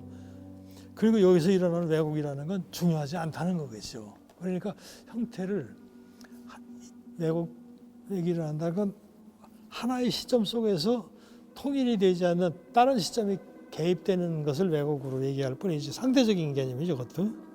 그러니까 우리한테 왜곡이 없는 거지. 땅바닥에서 놓고는 그림에서 빙빙 돌려보면 위아래가 따로 없는 거죠. 지금 뭐 뭐 조선시대 그 서울 장안도나 이런 거 봐도 산이 서로가 막 그래서 야 이거 잡아뜨려 놓는다는 것은 수직을 잡아뜨리는 게 아니라 이 안절뱅이라는 거예요. 앉아서 생활하는 문화권에서 그리고 지금 핸드폰에도 그게 있는 모양인데 우리가 수학에서도 그런 것도 배웠던 것 같은데 다 까먹었는데 멀리 서 있는 전봇대 길이를 알아내는 거 있잖아요. 그 각도하고 길이하고.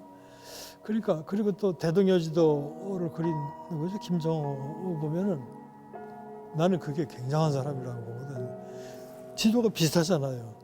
떠서 본 적이 없는데 겨우 높은 산에 올라갔을 뿐인데 그러니까 발바닥으로 평면을 더듬었는데 말하자면 부감도를 그려내는 거죠.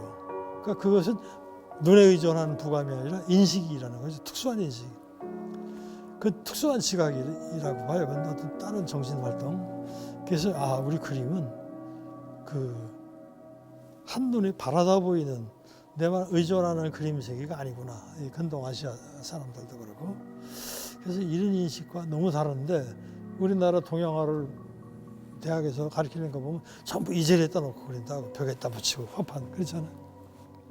그러니까 동양화의 신체성이라는 말을 제가 나름대로 쓰는데 동양화에서 가장 중요한 거는 전통의학에서 신체성인데 교육에서는 전부 신체성을 무시하고 의식을 못하고 가르치는구나. 이게 큰 문제라고 보는데 그래서 그거를 내가 학교에 있을 때 동양화 선생님한테 얘기했더니 그 선생님이 그거를 인식해가지고 어느 순간 마루방, 온돌방으로 바꿨었거든.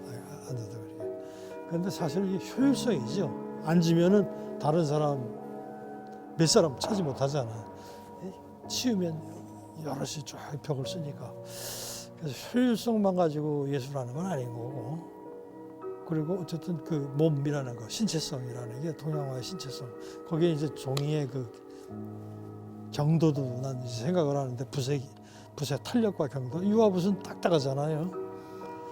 그리고 이 동양화붓은 종이는 물컹물컹하고 뭐 표고하기 전까지. 근데 서양화는 판판한. 그러니까 유클리드적인 그 평면을 전제로 하지 않으면 그런 작도가 일어날 수 없는 거죠. 그랬을 때 형태를 다루는 입장, 모서리에 대한 생각이 이게 얼마나 다르겠어요, 이게.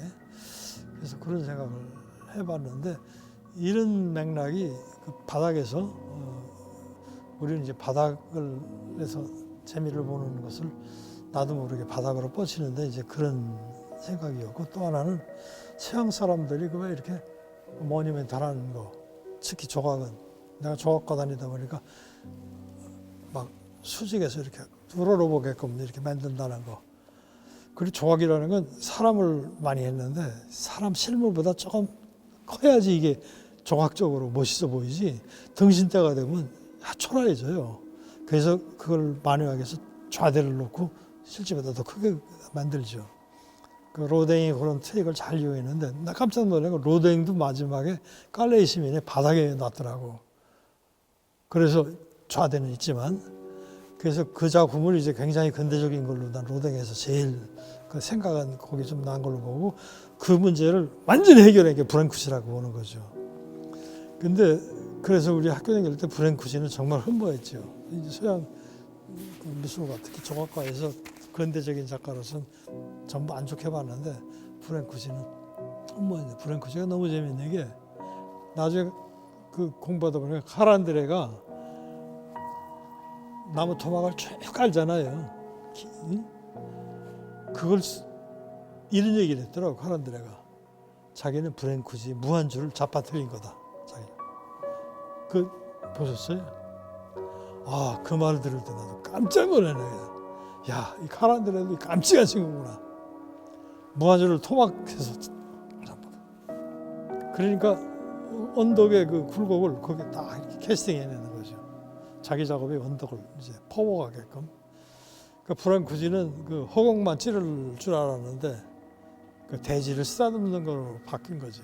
그 물론 카란드레는 그런 말은 다 안 했지만 나는 이제 그렇게 그 내 걸 보듯이 막 들어오는 거지. 그 너무 깜찍해. 그런데 나는 그 브랑쿠지의 무한주를 여기도 잠깐 메모했었는데 그거를 잡아뜨릴 수도 있지만 그게 끓이면 너무 반복 아니에요. 그 뭐랄까 그게 그것도 그거의 그 논리로 보면 무한주의 논리로 보면 한도를 찌르는 거지. 똑같은 단위의 반복 아니에요. 한없이 올라갈 수 있는 한없이 이동하는 것 같은 전제를 주는 거지. 그래서 이런 것도 내가 생각할 때 브랑쿠지의 무한주하고 연결이 되는 것 같기도 하더라고. 한없이 일로 벽을 받쳐주면 계속 끊임없이 가는 거고 브랑쿠지도 계속 그 단위가 한없이 올라갈 수 있는 거 아니에요? 그랬을 때 이런 작업이 그 반복이고 지속이라면 이것은 벽에서 있는 게 아니라 마땅히 바닥에서 일어나는 게임하고 다를 바가 없구나. 그래서 나 이걸 벽 작업에 들어가지 않더라고 보니까. 이유가 원근적인 벽 작업의 특징은 모든 것이 원근 그 소실점과 뭐라 그러나요? 1.2C를 동경하는 거 아니에요. 거기에 맞추는 거 아니에요. 근데 이런 것은 원근의 이 형상이라든가 이런 행위는 원근에 귀속되지 않잖아요. 그러니까 이건 바닥 작업하고 다를 바가 없더라고요. 개념적으로. 제가 젊었을 때부터 그 제 작업을 이렇게 대변해 주거나 제 작업의 어떤 그 이런 촉진제, 계기를 토포로지 개념으로 많이 알고 있어요.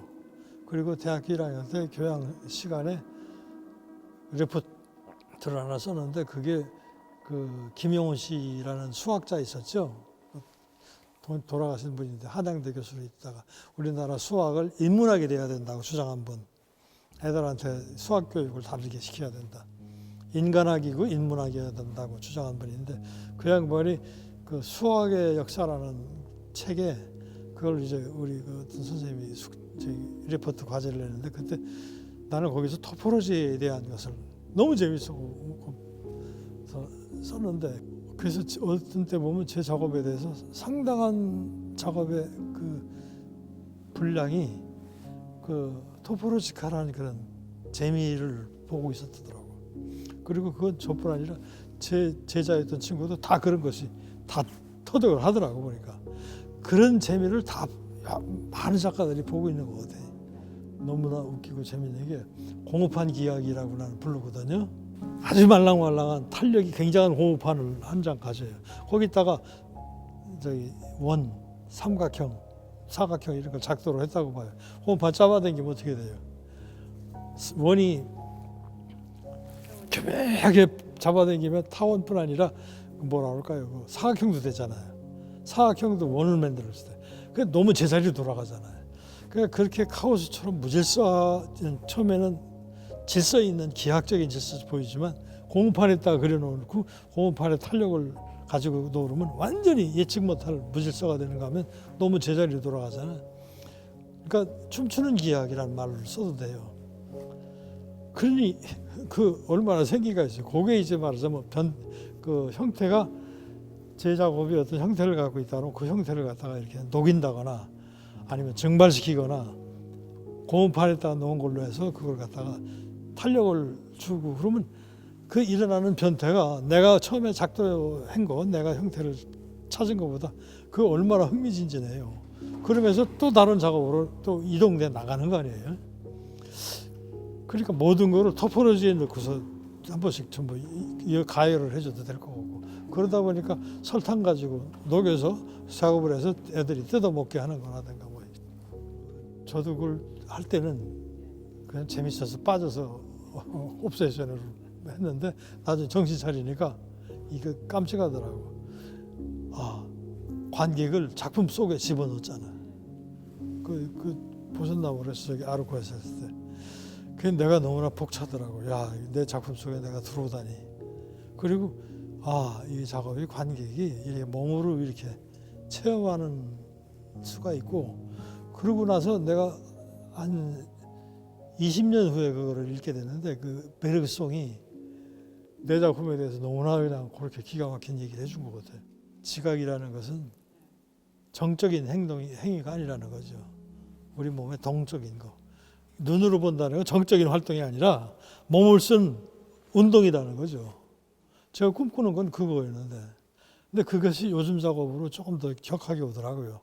그래서 눈안으로 굴리는 것보다 몸을 좀 쓰게, 그래서 계속 걸어가면서 보게 하거나 뭐 그러다가 극단적으로 이제 무쇠 슬리퍼를 쓴 게 있거든요. 그 여태까지 자기가 알고 있는 리듬을 갖다가 좌절을 주고서 딴 리듬 속에서 몸을 좀 다르게, 그러니까 그렇게 극단적으로 야박하게 거칠게 그렇게 해봤는데, 그런 것을 제가 좀 똑똑하고 깜찍하다면 그거를 기가 막히게 섬세하게 뭘 할 수 있을 것 같은데 그것까지는 안 되더라고. 보니까 몸은 제가 조각가를 지망할 때 몸 쓰는 거를 노동을 동경했었거든요.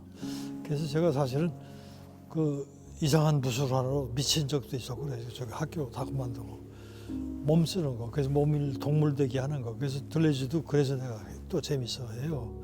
그 들레즈를 철학적으로 내가 지식이 필요해서가 아니라 동물되기를 가리키거든요. 근데 그게 아직도 뭔지는 모르겠어요. 근데 그거를 우리나라는 철학 들레즈를 잘하는 사람이 소림무술의 18기라는 게 있는데, 거기에 이제 짐승되기로 하는 게 있거든. 이 고양이, 저기 뱀 이런 거 해요. 그게 아주 젊어서 그거 좀 미쳤었는데, 수준은 높은지 아닌지 난 모르지만 미쳐 있었으니까 저는 뭐 하면 옵세션. 작품 설명을 시키면 작가들이, 학생들도 그렇고, 저는 이런 걸 표현하고자 했습니다. 저는 이러잖아요. 제 작품은 이런 의미입니다. 근데 제가 그거에 대해서 가장 정말 반기를 가졌는데, 왜냐하면 그 의미가 말해진다고 그 사람이 작가가 말해도 문제 아니에요. 그 말하는 게 의미라면 말만 하면 되게. 이건 의미 체계가 아니잖아요. 언어적으로 체계화된 된 것도 아니고. 물론 그렇게 할 수 있다고 봐요. 작가가 이 작품을 소개하려면 시를 한 편을 펴서 이거하고 뭔가 연장을 시킬 수도 있죠. 그리고 작가가 다른 경험을 말로 할 수 있는 걸 얘기하면 그것이 어떤 촉진이 돼가지고 이 작업을 보는데 영향을 끼칠 수 있고, 뭐 이런 거면 모르지만 이 작업을 수식하거나 이 작업에 내가 표현하고자 하는 건 뭐다 하고, 제가 또 이상한 건 작가들이 이걸 표현하고자 했다 그러고 그 표현이 됐다고 믿는지, 나는 그 표현이라는 그 메커니즘을 제일 좀 의혹을 가지는데, 표현은 그 무엇을 전제를 하잖아요. 그 무엇을 표현하고자. 그런데 현대 작품은 그 무엇을 전제하지 않는 게 너무 많은 거죠. 표현 자체를 즐기게 한다거나 표현 자체를 드러나게 하거나 표현을 가지고 논다거나 그 노는 게 표현이 되거나, 그러니까 표현이 사후적인 거를 이제 대표적인 거죠. 표현은 나중에 만들어질 수 있는 건데 그 표현은 수단이 아닐 수 있고요. 근데 어느 날 그 윌리엄 포사이스라는 그 무용가, 현대 무용가 있잖아요. 그 사람이 인스탈레이션 작업도 많이 했더라고요. 그 사람이 인터뷰에 대문짝만하게 실린 걸 봤어요. 우리나라에서 할 때 신문에. 나는 표현하고자 하지 않았다. 와, 그 말 들으니까 이거 깜찍한데, 자기는 그 작업이 수단이 아니라는 얘기죠. 쉽게 말하면 어떤 메시지를 위해서 그 다리 역할을 한 게 아니다. 표현 매체로 쓰지 않았다. 그러면 그 친구는 뭐 했을까? 이제 생각해 볼 필요가 있죠. 그 자체가 그래서 난해하자면. 그 자기가 한 것이 표현인 거지, 말하자면. 근데 포사이스 같은 사람은 표현을 구속되지 않게, 그 무엇을 구속되지 않게, 그러니까 나는 그 무엇을 위해서 표현하고자 하지 않았다. 그 무엇에 구속되지 않아서 표현이라는 것을 풍부하게 구제했다고 그러나 자유롭게. 그런 의미에서 이제 무엇을 그 표현의 전제를 가지고 습득이 된 사람이 볼 때 너무나 안 보이거나 어렵겠죠. 그대로 즐기지 못하거나. 그래도 예술가가 예술 작품을 그 관객과의 만남에 대해서는 뭐 사후적으로라도 생각을 하실 것 같거든요. 이게. 저는 그게 굉장히 힘들고 중요한 문제 아니에요. 미술관이나 작가나 그게 미술관, 작가, 관객이 셋이 다 감당하기 어려운 문제 아니에요. 잘 안 풀리고. 여기 난 미술관을 자주 올 수 있는 것도 아니고 미술관은 성체와 같이 어느 한 군데 버티고 있어서 대중과 가까이 있으면서도 사실은 특별히 맘먹지 않으면 오기 어렵고, 그리고 작가도 미술관 통하지 않으면 작업을 어디다 늘어나요. 그러니까 이게 이 미술관과 작가와 작품이나 관객이 전부 다 사자가 그 미술관이라는 어떤 조건 속에 굉장히 중요하게 이제 의지하고 있는데, 서로가 상호 의존적인데, 이게 그래서 여태까지 유지되어 오지만 이것이 사회적인 맥락에서 너무나 답답한 구조 아니에요. 이거 이탈도 필요로 하고 또 얼마나 융통성 있게 어떻게 확대될 수 있냐는 게 끊임없는 과제죠. 그건 뭐 저도 그게 가장 이제 힘든 과제라고 하나로 생각해요. 여러 형식으로 확산돼 나가고 새로운 어떤 말하자면 작품 보여주기 방법이 또 연구돼야 되겠지만, 가장 중요한 것은 작품이라는 것이 많은 사람이 꼭 봐야 되느냐, 많은 사람이 내 작품에 대한 어떤 경험을 확보해야 되느냐, 이런 이 다수보다 더 중요한 것은 이것이 아닌가 하는 거죠. 왜냐하면 다른 사람한테 감염시킨다는 거죠.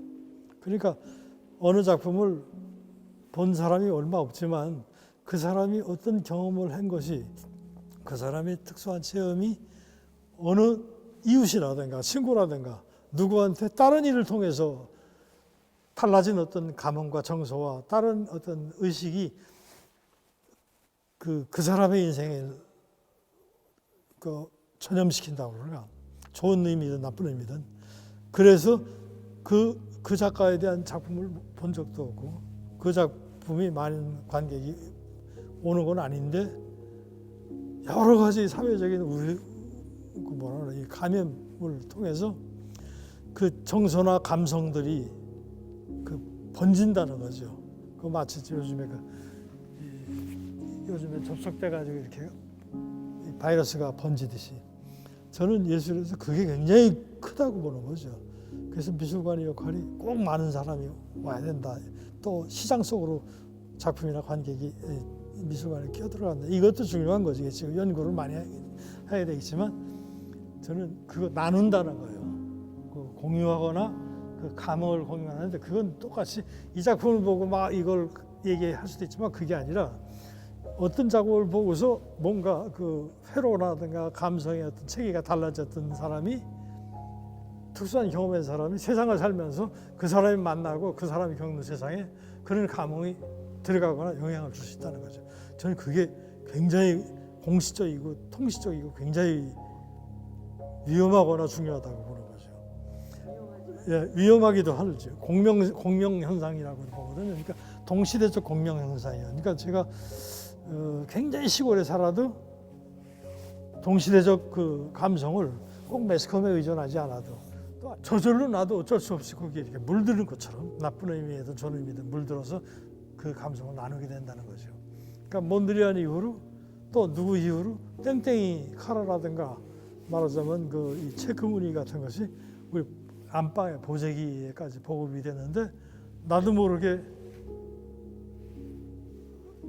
데미안 허스트도 곁에서 놀다가 지나가고, 나도 모르게 그 몬드리안의 감흥을 나누는 사람이 된 거고, 꼭 미술대학을 안 가고 화집을 안 뜯어보고 미술관 안 가봐도 저는 그게 동시대 같은 그 감성의 성숙이라고 보는 거죠. 근데 그런 적극적인, 말하자면 그런 주변 사람들과 누구랑 노느냐, 그것 때 누구랑 노느냐가 중요하다고 보는 거죠. 그것이 다른 말로 하면 인연 시스템이라고 할 수 있겠지만, 그래서 참 그것이 누구랑 모르냐로 나는 뭐를 안 해도 그 사람을 흠모하다 보면 그 사람 못지않은 뭔가를 나누는 걸 겪잖아요. 그래서 외로운 예술품이나 외로운 작가는 일단 없다고 생각하는데, 외로운 각자의 개인은 있지만, 리차드 작품을 한국에서 팔고 갈 때 매뉴얼을 파는 걸 봤거든요. 그때 엄청나게 부러웠죠. 그런데 우리나라에서는 지금 최초니 이게 또 왜 이랬을까가 중요해요. 왜 우리나라에서는 이게 이렇게 이제서 하느냐. 미안하지만 미술관 측에서 너무나 태만한 거죠. 큐레이터들도 그렇고.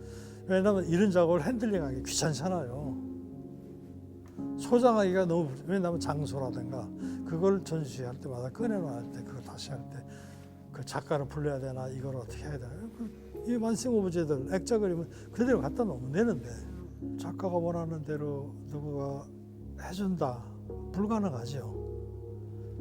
작가 마음일 수가 없고, 작가도 또 반복할 때 달라질 텐데, 그렇잖아요. 그러니까 그런 건 애초에 그 작가 생각을 똑같이 구현한다는 거는 난 그 의미가 없다고 봐요. 개념 작업, 특히 퍼포먼스 작업에서는. 작가도 매번 달라지는데, 이원효 선생님도 매번 달라지잖아요. 그게 묘미 아니에요? 안 달라진다면 더 이상 두 번 할 필요 없죠. 지겨운 거죠. 그러니까 이런 작업을 내놓을 때에는 이미 다른 사람이 하면 달라지게 되는 그걸 짜릿짜릿하게 깜찍한 걸 수용하는 거죠. 그러니까 이것도 이때 인연으로 어떤 정말 재치 있는 깜찍한 큐레이터를 만난다 그러면 이게 묘하게 이 작품을 갖다가 배반하는 거고, 배반도 아니면서 눈에 보이지 않는 배반이면서 어떤 꿍꿍이가 개입될 수도 있잖아요. 아무도 눈치 못 채게. 그것을 몇 번 반복하다 보면 딴 작업이 될 수 있어요. 저는 그것도 무지하게 재밌다고 보는 거죠. 그 작업의 운명과 팔자도 인연에 따라서 그렇게 바뀌는 거죠. 그것은 아무도 꿈을 못 꾸는 건데, 그 우발성이 너무 짜릿짜릿한 거, 생각만 해도. 그리고 제가 그렇게 오래 살 수 있어서 무덤에서 나왔다 그러면 한 30, 40년 후에 어떤 큐레이터가 그렇게 했다 그러면 그거 볼 때 그 환희가 굉장히 있을 것 같아요. 왜냐하면 자기가 해봤자 그건데, 나이가 촉발 나로 인해서 해서 이렇게 달라지나. 카프카의 선배가 나중에 무덤에 나와서 카프카를 보는 그런 경탄할 말이니까, 와, 내가 나한테 영향을 받은 친구가 저 친구야. 야, 내가 내 작업에 이렇게 뻗어나갈 수가 있어. 사인 받고 싶은 거죠. 근데 그건 꿈꿔야 된다고 봐요. 그리고 그게 이런 작업의 묘미고, 어디를 쓸지 모르는 거죠. 근데 다들 조심해서 똑같이 하려고 했으면 좀 지지부진하다고 보죠. 그러니까 뭐 하나는 그런 그 우발성이 나도록 그걸 문을 얼마나 열어주느냐, 이런 게 이제 작가들의 그 매뉴얼의 인스트럭션의 재치라고 보는 거죠.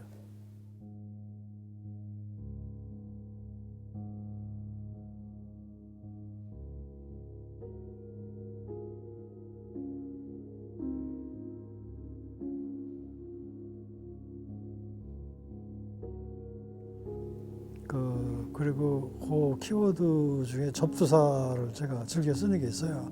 아나, 메타, 파라, 이런 말이요. 명사, 제가 또 고약한 장난기가 있어서 그 단어, 사전에 명사 단어가 많이 나오잖아요. 그 명사 단어에 뜯어보면 뜻이 설명이 돼 있죠. 근데 어느 때부터 조금 약간 철이 들고 나서 그런 명사 단어를 이렇게 풀이하는 게 너무나 못마땅해서 그 의미에 갇혀서 그걸로 만들어지는데, 사실은 모든 의미나 명사가 그 흔들리고 증폭되고 변태를 일으키고 그러니까 작업도 그렇게 계속 허물었듯이 새 작업이 떨어진다, 그런 개념은 저한테는 없거든요. 그냥 계속 허물붙는다. 그러니까 허물이 껍데기도 되지만 우리가 말에 허물, 단점이라는 얘기도 되잖아요. 흠집, 그러니까 흠과 그런 흠결, 또 때 이런 것을 벗는 거지, 새롭게 탄생된다기보단 그러면 어쨌든 간에 한동안 또 다른 신선한 모습을 지닐 수 있는 것처럼 그렇게 계속 모든 것이 굴러가듯이 굴러가는데도 저도 작업이 제 작업도 구실을 할 수 있다고 봐요. 그래서 그러기 위해서 제가 장난을 즐기는 게 아나, 파라, 메타. 그래서 모든 명사, 고정된 명사에다 그런 접두사를 붙여보면 메타. 그게 접두사 아니에요. 비슷한 내용이긴 하지만 좀 예를 들면 사이트에다가 파라 붙이면 오히려 파라사이트는 이제 기생충이 되지만 거기다가 점을 찍으면 장소를 변질시키고 바꾸고 장소를 건너뛰어서 다른 장소로 만들고 뭐 여러 가지를 게임이 일어나고 거기 말하자면 유희가 일어나고 변태가 일어나는데 그렇게 되면은 모든 단어도 이제 새롭게 재밌잖아요. 살아 꿈틀거리고 그런 식으로 저는 그런 걸 건드려서 그런 걸 말하자면 다른 짓이 일어나는 그런 걸 보는 데서 이제 작업이 출발되는 게 많다고 보거든요. 그러니까 심심할 때 사전에 나오는 걸 갖다가 그런 걸 단어를 잘라보고 붙여보고 또 앞에 변태를 일으키는 아나, 파라, 메타를 붙여보면 전혀 내가 여태까지 짐작하도 못하던 고정된 명사에 대한 의미가 증폭되는 걸 느끼거든요. 그러면 특수한 게임과 특수한 사색과 특수한 어떤 감성이 일어나고 다른 걸 볼 때도 계속 그런 뭐가 이렇게 새로운 만남이라고 그러나 어떤 교환이 일어나니까 작업한다는 게 꼭 뭐 작가만 하는 건 아니잖아요. 그런 전 작업이라는 게 물질이 아니라 체험이니까 라고 생각하니까 그런 예술적인 경험, 체험을 나눈다면 그거를 또 자기가 누린다면 그것이 또 다른 사람의 세계를 증폭시킬 수 있는 계기가 되니까 서로가 뭐 우정을 깊이 해서 이해하면서 서로가 성숙되는 것처럼 작업이라는 것도 그런 거 아닌가 그렇게 그런 면에서 살아있고 그렇게 또 깜찍한 짓을 하고 또 삐지기도 하고 뭐 얘기죠. 그래서 작업이라는 게 이 살림살이와 따로 다른 제도에서 노는 거라고 꼭 볼 필요 없지 않을까. 아까 베냐민이 뭐 안과박이 뒤집어지는 것처럼 안과박을 뒤집음으로써 박해를 내 걸로 끌어집어지기도 하고 박해를 씹어서 토함으로써 뭐 양분도 섭취하기도 하고 독도 먹기도 하고 그런 거겠죠. 깜찍한데 사실 많은 사람들이 그런 경험을 하고 있잖아요. 몸으로 생각하고 그 전통 철학이 못된 건 그거 아니에요. 공간과 시간을 개념으로 나눠서 절대 공간, 정적 공간, 무중력 공간에 놓고서 진리가 거기에 들었을 때 진리. 그게 실제 생활 공간에 나오면 다 변질돼 버리잖아요. 이게 맥을 못 추는 거 아니에요. 그것을 현대 고거의 반기들 현대 철학은 실제 흐름 속에 운동 속에다 놓고 보는 거 아니에요. 그러니까 고정된 실체성이나 본질 진리는 용인이 안 되는 거죠. 그거 간단하더라고요. 그 차이가. 근대성과 현대성의 차이가 한마디로 그렇게 된 것 같아요. 그래서 아까도 말했지만 구성론. 진리라는 게 따르는 게 아니라 그때그때 인연이 닿아서 쉽게 말하면 인연으로 뭔가를 하나 만들어내고 또 다른 걸로 하고 변하고 그런 거지. 그때그때 여건과 조건이 만들어내는 거지 그 실체성을 본질을 딱 인정할 수 있는 어디 가나 똑같은 설득력이 있는 건 있을 수 없다는 거겠지. 그것도 저도 그런 생각을 좀 관객이 그냥 눈만 가지고서 그 멍청하게 바라보거나 또 바라본다는 거는 제가 볼 때 부정적인 것이 자기 생각을 계속 투여하게 보는 습관이 있잖아요. 그러니까 스크린 하듯이 스캔하거나 야 이건 마음에 드는데 이건 뭐야? 뭘 말해? 의미가 뭐야? 뭘 표현하려고 그랬지? 이렇게 거리를 두고서 관조적인 입장에서 또 이렇게 뭐라 그럴까 그런 선에 서는 것을 다른 쪽으로 이렇게 좀 흔들렸으면 하는 거죠. 그 방법은 뭐 여러 가지가 있을 수 있겠지만 그건 제가 또 제안을 할 수도 없고 제안이 잘 떠오르지도 않지만 어쨌든 마치 눈이 몸하고 분리된 것처럼 경험들을 많이 일단은 하거든요. 그래서 실제 미술관에도 여기는 어떤지 모르겠는데 딱 국립현대미술관도 들어가자마자 모든 미술관이 다 그렇죠. 눈으로만 보세요. 이렇게 써놨잖아. 근데 미술관에서 가장 치명적인 그게 언사 아니에요. 눈으로만 보라니 눈이 마치 몸에서 분리된 것처럼 암암리에 무의식적으로 애들부터 관계가 교육시키는 거 아니야. 근데 베르그슨은 눈이 몸에서 분리된 게 아니라는 거죠. 눈은 몸의 일부고 눈은 몸의 여러 가지 그 작동, 근육의 움직임을 통해서 눈이 움직이는 거니까. 그러니까 그렇게까지 우리가 섬세하게 눈을 갖다 몸에 일치시켜서 경험하기 쉽지 않겠지만 앞뒤를 정해놓는 것보다 작품도 그렇고 그러니까 관객으로서 나는 미술과 이렇게 오브제라 분리됐다. 나는 바라다 보러 왔다.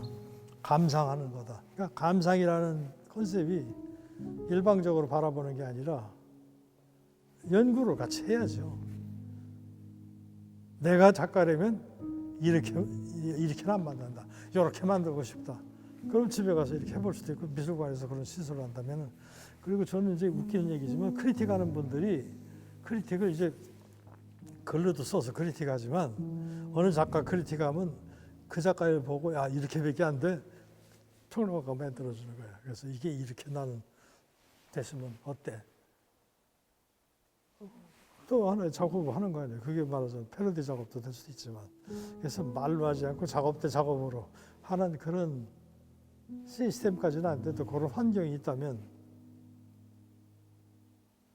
그리고 서로가 좀 이렇게 관여하고 참견하고 개입하고 좀 그럴 기회가 있어야 될 텐데 그런 걸 미술관에서 만든다거나요. 그러니까 영화는 그걸 많이 하더라고요. 보니까 영화는 그 아마추어들이 평론가 뺨치게 적극적으로 올려요. 왜냐하면 영화는 할 말이 많잖아요. 나레이티브가 풍부하고 뭐 기승전결 있고 하니까 또 자기가 알고 있던 배우 뭐 이러니까 파퓰러 하니까 일단은 참여도가 굉장하더라고요. 댓글 쓰는 거, 예, 뭐 그리고 뭐 블로그에 엄청나게 평론가 소리가 나고 써요. 그렇게 되면 영화가 발전되겠죠. 그러니까 영화 작가들이 그런 거를 열심히 안 볼 수가 없겠더라고요. 그래서 영화를 돕게 되는데 이 미술이라는 건 제가 꿈꾸는 건 비인간적인 미술인데 사람을 뺀 거니까 포스트 휴먼이라는 말도 쓰고 그러는데 여태까지 그 인본주의가 갖고 있는 그 문제들을 다 지금 포스트 휴먼으로 넘기려고 그러는 것도 있고 그 누구야 저도 비인간이라는 말을 어렸을 때부터 동경하고 썼는데 들레주가 그런 걸 굉장히 잘 쓰는 사람 같더라고요.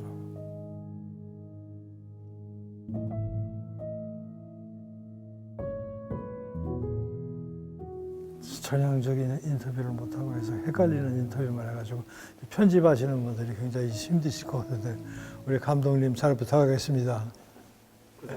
예, 그리고 예, 두 분이 정말 지루하시게 열심히 잘 지켜주셨는데 예, 뭐 우리 김 선생님은 우리 같은 운명이 같은 팔자니까 겪어야 되지만 앞으로 좋은 영상 많이 만드시기 바랍니다.